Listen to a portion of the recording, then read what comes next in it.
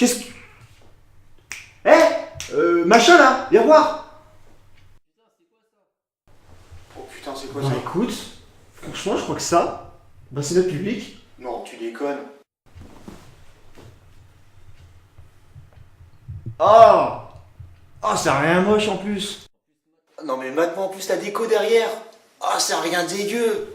Bon, en même temps, qu'est-ce que je te dise? On a le public qu'on mérite, quoi. Bon, on fait quoi? Je sais pas, on continue. Non, attends. Tu crois vraiment que je vais me faire chier pour ça? T'as d'autres idées, peut-être? Et merde. Oh, you touch my tra-la-la. My ding-ding-dong. Salutations, bande de chenapans. Ouais, j'aime bien. Vous savez quoi? Vous avez quand même énormément de chance. À l'heure où tout va mal, à l'heure où les écolos nous ont pourri toute l'année à propos du réchauffement climatique. Et alors? Franchement, de vous à moi, c'est quand même pas mieux de pouvoir sortir sans avoir 5 pulls et 6 manteaux sur soi. De toute façon, vous en foutez, vous, hein. Vous êtes là, tranquillou, pépère, chez vous, bien au chaud, ou dans la voisine, ou dans le voisin, non. Enfin bref, vous êtes là tranquillou en train de vous délecter d'une bonne petite geeksade. Aujourd'hui, nous fêtons les Ella. Alors bonne fête à toutes les Ella.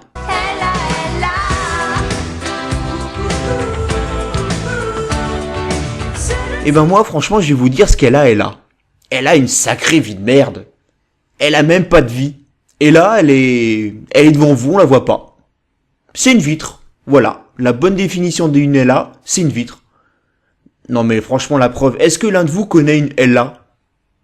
Non. Voilà, je crois que tout est dit. Bon, peut-être que lors du bal du village, celle-ci fera la rencontre d'un paysan aussi ivre que bourru qui lui fera goûter aux joies du coït autre qu'incestueux. Peut-être même que celle-ci se fera engrosser et donnera naissance à un enfant terriblement possessif qui lui éloignera tous les partenaires potentiels qui pourraient s'intéresser à elle. Enfin bon, ça, c'est quand même pour les plus chanceux d'entre elles. La plupart du temps, pour Ella, on se demande si suicide c'est pas la meilleure des solutions. Réfléchissez-y la prochaine fois que les transports seront paralysés. Peut-être que ce sera à cause d'une Ella. Oh, you touch my tra-la-la. My ding-ding-dong. Bonsoir mon père. Alors je vous présente pour les rares personnes qui ont encore la chance de ne pas vous connaître. Vous avez été prêtre à l'église du 3e arrondissement de Paris, dans le quartier du Marais, puis paroissien dans l'abbaye du Cap d'Agde, et enfin abbé de Mykonos. J'ai bon? Oui, tout à fait. Mais vous oubliez de préciser que je suis en même temps chroniqueur et rédacteur pour le magazine Tétu. Nos confrères de Tétu que nous saluons très fortement au passage. Bon alors mon père, la question que tout le monde se pose est « Mais que dit la religion à ce sujet ?» Eh bien mon fils, c'est très simple. La religion est formelle. La femme est une hérésie. Ce ne sont que des créatures du diable venues pour pervertir l'homme du seul et unique véritable amour. Attendez mon père, rassurez-moi là. Vous parlez bien de la relation qui unit un homme à sa Xbox? Oui aussi. On ne compte plus le nombre de pauvres hommes qui ne peuvent même plus finir une partie de Mass Effect parce qu'une femelle ne peut s'empêcher d'avoir des pensées impures à base de chair qui... J'ai des frissons rien que d'y penser. Mais pourtant, d'après la Genèse, Adam et Ève sont les précurseurs de l'humanité. C'est une partie très mal interprétée de la Bible. D'ailleurs, que nous apprend-elle? Eh bien qu'Adam, je sais pas, le premier homme, n'a jamais été en couple avec Ève. Ou alors, Ève était un homme. Attendez, pourtant c'est clair. Il y a Adam, la côte, etc. Je fais souvent des stages là-dessus avec mes jeunes séminaristes. On dissèque ce passage car si on y regarde attentivement, que voyons-nous? Je sais pas. Que Dieu utilisait la côte d'Adam pour lui faire son compagnon. Et pourquoi la côte? Parce que c'est une symbolique pour une partie longue, dure, phanique. Où est-ce que vous voyez un vagin ou un utérus là-dedans? Attendez mon père, je vous coupe car nous avons un auditeur qui aimerait vous poser une question. Bonsoir à toi, jeune drogué. Alors, quelle question veux-tu poser à notre très saint père? Allô Monsieur Geeks, ici Monsieur Châtelain, votre conseiller bancaire. Je vous appelle concernant votre découverte qui a très largement dépassé la limite autorisée par notre banque. Ah, comme c'est dommage, on vient de perdre notre auditeur. Bon alors, bref, mon père, d'après vous, Ève c'est un homme. Il ne peut en être autrement. Voilà pourquoi la religion donne si peu de place aux femmes. Elles ne sont arrivées sur Terre d'une façon non conventionnelle. Elles n'ont pas été approuvées par Dieu. Si on lui regarde encore la Bible, on nous dit par exemple que Marie-Madeleine, soi-disant disciple de Jésus, aurait été la première à constater sa résurrection. C'est tout simplement impossible car tout le monde sait qu'à l'époque, c'était les soldes dans le bazar de Bethléem. Et tout le monde sait qu'une femme avait autre chose à faire que de se faire suer dans une vieille grotte toute miteuse, alors que c'était les soldes à moins 75% sur les djellabas. Attendez mon père, là, vous êtes sûr de vous? Vers le mois d'avril-mai, les soldes... Oui, à l'époque des soldes, c'était pendant Pâques. D'ailleurs, c'est parce qu'à l'époque, on en profitait pour acheter son pack de bière à moitié prix, qui est alors un produit de luxe, qu'on appelait cette période Pâques. Ah, autant pour moi, je savais pas. Donc pour vous, la femme, elle n'a pas sa place d'un point de vue religieux. Elle n'en a aucune, et surtout pas chez moi. C'est pour ça que je garde mes jeunes séminaristes à l'abri de la tentation dans ma cave. Bon mon père, une dernière question avant de vous laisser, Viol, vaquer à vos occupations. Je vous écoute depuis tout à l'heure. Vous en avez pas marre de raconter ces conneries? Non mais vous écoutez franchement? C'est quoi cette vision archaïque? Les hommes... Oh, you touch my tra-la-la. My ding-ding-dong. L'Instant Geeks n'est pas seulement une émission de divertissement, c'est aussi une émission culturelle. C'est pour ça que notre envoyé spécial Ch'tio va nous faire découvrir un autre pays. Ch'tio, c'est à vous. Oui Geeks, et aujourd'hui je vais vous parler d'un magnifique pays frontalier, l'Allemagne. L'Allemagne, son climat, ses belles voitures, sa choucroute et ses équipes de foot évidemment. Seul problème, c'est la mode là-bas. C'est encore le seul pays en 2014 qui porte la nuque longue. Puis leur langue, voilà, quoi, c'est agressif, je veux dire. Bon, et prenez par exemple en 44, Fritz qui voyageait toujours en char d'assaut, partait en vacances, il a demandé son chemin à un Polonais. La suite on la connaît, voilà. Alors que si on les avait laissés faire, aujourd'hui on aurait une économie forte, Angela Merkel au gouvernement, c'est quand même un vrai bonhomme. Et puis voilà, alors que dans le sentier, hein, bah, y a beaucoup... Oh putain, un reporter nazi, un caméraman qui est handicapé, je sens qu'elle va être longue cette émission.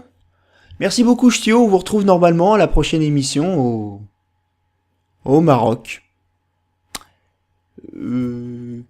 Ça nous coûterait combien là de virer tout ça?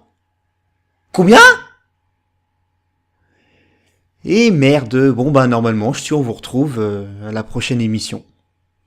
Donc toujours pour répondre à la grande question à savoir la femme, réalité ou légende urbaine, après avoir reçu un homme de foi, je reçois un homme de science. Professeur, bonsoir. Bonsoir Geeks. Et bonsoir à tous les auditeurs de la Geeksade. Non mais c'est bon, vous fatiguez pas à leur cirer les pompes, hein. C'est soit des drogués, soit des alcooliques. Et des communistes? Non mais faut pas exagérer non plus là. Donc je résume votre parcours pour les gens qui ne vous connaissent pas. Vous êtes maître de conférences et chercheur à l'université de Wallincourt, dans le domaine de la dynamique rapide des personnes en état de gériatrie avancée. Oui, exact, on envoie des vieux contre un mur. On se marre bien, en plus c'est financé par la sécu. Ça leur coûte toujours moins cher qu'une maison de retraite. Wallincourt, c'est dans le nord ça? Je savais pas qu'il y avait une université là-bas. Bah normal, il y en a pas. Ok, donc, qu'est-ce que vous pouvez nous dire? Eh bien, il est d'abord naturellement admis que les femmes sont arrivées sur Terre en l'an 845, grâce à une soucoupe volante en plein désert saharien dans le nord du Niger. Voilà pourquoi avant cette date on ne trouve aucune trace de quelconque femme. Enfin oui, ça tout le monde le sait, mais bon, qu'est-ce que vous pouvez nous apprendre? Bah à l'époque il s'agissait pas d'un désert, mais bien d'une zone tropicale avec tout un écosystème. Mais en à peine quelques décennies, elles ont tout rasé afin de faire des vêtements, des cosmétiques, etc. Voilà pourquoi lorsqu'il était 2 fois plus grand que l'actuelle forêt amazonienne est devenu un désert Bah de oui, sable. tout le monde sait que les femmes adorent bronzer sur les plages de sable. Mais bon, comment est-ce qu'on en est arrivé à une situation actuelle? C'est simple, les femmes ont tout simplement un plan d'extermination. À propos de la fameuse année 845, la communauté scientifique a récemment fait une conférence dans le bar du Balto afin de savoir pourquoi est-ce qu'ils sont restés sur Terre. 2 théories ressortent. Soit leur navette est inutilisable, car comme chacun sait, les femmes sont nulles en mécanique et n'ont effectué aucune opération basique de maintenance. Soit dès le début, elles avaient prévu de coloniser notre monde. Pour en revenir aux femmes d'ailleurs, selon vous, quelle est la proportion d'hommes-femmes sur une plage côtière classique? Ben, je sais pas, moi, je dirais du 60% de femmes, 40% d'hommes. Oui, donc environ des proportions équivalentes. Et vous allez me dire que, comme par hasard, en juin 44, le jour où il y a eu des centaines de milliers de morts sur une plage de Normandie, c'était que des hommes. Alors qu'en temps normal, les proportions sont respectées? Je vais vous le dire, elles ont un plan d'extermination dès le début. Et de colonisation. Tout ça, c'est très intéressant, professeur, mais je dois vous couper car nous avons un auditeur en ligne. Allô, oui? Quelle est votre question? Allô, monsieur Geeks, Serge Benamou à l'appareil. La vérité, il y a un problème avec l'argent là. Va falloir trouver quelque chose pour me régler, hein. Sinon, je t'envoie toute la smala, hein. Le Cohen, le Ben Soussan, le David, tout le monde, hein. Aïe, aïe, aïe. Désolé, professeur. Effectivement, c'était un jour néfaste. Mais est-ce que c'était possible de prévoir ça? Le problème avec les femmes, c'est qu'on comprend pas ce qu'elles disent. Leur voix exagérément aiguë envoie des ondes qui brouillent irrémédiablement les neurones de la compréhension. Mais des espions ont quand même pu noter des conversations qui annonçaient la couleur. C'était en 1484, juste après le départ de Christophe Colomb, qui, comme tout le monde sait, a effectué son périple uniquement pour s'éloigner de sa femme. Donc toutes les femmes se sont réunies pour savoir comment encore plus embêter les hommes. Ce jour-là, l'une d'entre elles a émis l'idée d'utiliser la migraine, juste après avoir bien chauffé son mari uniquement pour l'énerver. Ah bah oui, la fameuse technique de la migraine qui intervient toujours au moment où il faut pas. Non mais attendez, c'est pas fini là. Une autre a eu l'idée machiavélique d'être indisponible périodiquement, de mauvaise humeur, et d'émettre quelque chose de suffisamment nauséabond pour frustrer la libido masculine. Sérieux ce que vous dites là? Mais attendez, là, l'idée la plus perverse de tous les temps est venue de cette réunion. Une autre femme a proposé l'idée de mélanger le sexe et la procréation. C'est pour ça que ça fait plus de 500 ans que nous avons malheureusement une reproduction sexuée. Oh, j'ai envie de vomir là. Oh, vous pouvez, hein. En plus, il faut savoir qu'elles sont indirectement responsables de bien des tragédies historiques. Faut savoir qu'il y a 100 ans, le 28 juin 1914, un jeune Serbe il a été tellement énervé par sa femme que, pour se calmer, il n'a pas eu de choix que de tuer la première personne qu'il a rencontrée. Manque de chance, c'était l'archiduc François Ferdinand. La suite, on la connaît. La Première Guerre mondiale. Merci, professeur. Eh merde, encore une question. Bon, laissez-moi deviner, vous n'avez aucune question à poser au professeur? Alfred, envoyez-moi le détail des comptes d'un citoyen nommé Geeks. Oh, you touch my tralala. My ding ding dong. Bon, c'est qui choisit les invités que je vire là? Quoi? Moi? Bon, on va le garder, hein. Toi, un mec bien. Après avoir reçu des gens compétents qui connaissent parfaitement le sujet, je reçois une personne lambda. Kevin, bonsoir. Bonsoir, mais je m'appelle pas Kevin, hein. Ferme ta gueule. Je suis crevé, j'en ai marre de recevoir des cons. Là, je viens de me supporter un pédophile, un binoclard. Alors tu vas pas me faire chier. Je disais Kevin, bonsoir, je vous présente pour les gens qui vous connaissent pas, vous êtes personne, hein. Pourtant j'ai une Xbox 360, hein. Et j'ai connu sur le gamer tag beau gosse Lascar 95. Ouais. Bon, je vois ici que vous êtes expert en Call of Duty. Oui, tout à fait. Je les ai tous. J'ai même commencé depuis Modern Warfare 1 quand même. Mais c'est le 4e épisode celui-là. Ah bon? Ah, autant pour moi, je savais pas. Enfin bref, je me retourne vers vous afin de vous poser l'éternelle question. Mais comment est représentée la femme parmi la communauté de joueurs? Une fois, au McDo, j'en ai rencontré une, hein. Non, en fait, la seule fille que je connais, c'est celle gracieuse. Une F200 level 83 sur Beau. On s'est même mariés. À lune d'argent, et j'ai dû stuffer comme un fou pour pouvoir payer les préparatifs. Et finalement, quand on s'est vu en IRL, c'était un vieux Coréen de 45 ans qui aimait beaucoup les jeunes occidentaux, si vous voyez ce que je veux dire. C'est très intéressant, je vous coupe là, mais nous avons un nouvel auditeur qui aimerait qui aimerait aller se faire voir, hein. Je préfère encore vous écouter, je crois. Et merde. Bon, comment se représente la femme quand on a une sacrée vie de merde, quoi? Bon, tu sais pas, quoi. Laisse-moi deviner. Ta seule vie sociale, ça consiste à passer ses soirées sur YouPorn, hein. Ouais, oui, exactement. Tout comme toi, en fait. Comment ça? Si tu veux, moi, je suis ton côté joueur. L'éternel ado. Le professeur, là, c'est ta personnalité qui a toujours réponse à tout, même quand elle a rien à dire. Et ta Geeksbox, c'est ton toit technique. La partie qu'utilise ses neurones. Et l'autre pervers, là, en col blanc? On m'a appelé? Non. Lui, là? Non, tu préférerais pas savoir qui c'est.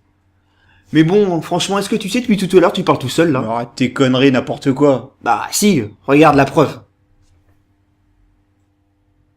Oh putain. Je crois que je vais me coucher, moi. Ouais, c'est encore ce que j'ai de mieux à faire. Oh, you touch my tra-la-la. My ding-ding-dong. Ouais, je vais plutôt me faire un bout de bol. Ouais, c'est bien un sale bout de bol. Oh, you touch my tra-la-la. My ding-ding-dong. Bon alors, d'après YouTube, c'est 1 euro par tranche de 1000 vues, ce qui fait que... Quoi? Je dois 253 euros? Oh putain, comment je vais faire pour rembourser tous ces...